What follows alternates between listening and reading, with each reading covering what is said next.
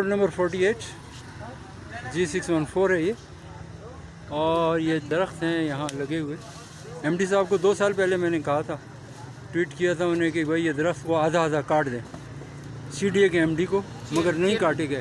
Chairman صاحب کو، M D صاحب کو میں نے کیا تھا، ٹویٹ کیا تھا کہ آدھا کاٹ دیں۔ آج یہ درخت گر گیا، یہ مکان کے اوپر گرا ہے، یہ دیکھیں یہ پڑا ہوا ہے مکان کے اوپر۔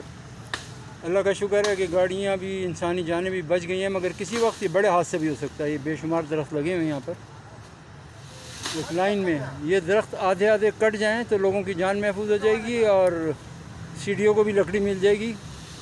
تو اصل میں ہمارے ملک میں لوگوں کی جان کا خیال نہیں کیا جاتا، بندہ مر جائے کوئی بات نہیں۔ پاکستانی کی سب سے سستی چیز پاکستان میں انسانی جان ہے، انسانی جان کی کوئی قدر نہیں ہے، انسانوں کی کوئی قدر نہیں ہے، پیسوں کی، دولت کی، نوکری کی، تجارت کی، سب کی فکر ہے، مگر انسانی جان کو یہاں کچھ نہیں سمجھا جاتا۔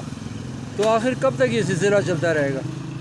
یہ دیکھیں یہ سارے درخت ایک لائن میں لگے ہیں روڈ نمبر 48 پہ، ان کو سب کو آدھا کاٹ دینا چاہیے۔ ایم ڈی صاحب سے، سی ڈی اے کے ایم ڈی صاحب سے، چیئرمین صاحب سے میری درخواست ہے کہ جلدی ایکشن لیں، ان درختوں کو، تمام درختوں کو آدھا کاٹ دیں، کسی دن کسی کی جان چلی جائے گی۔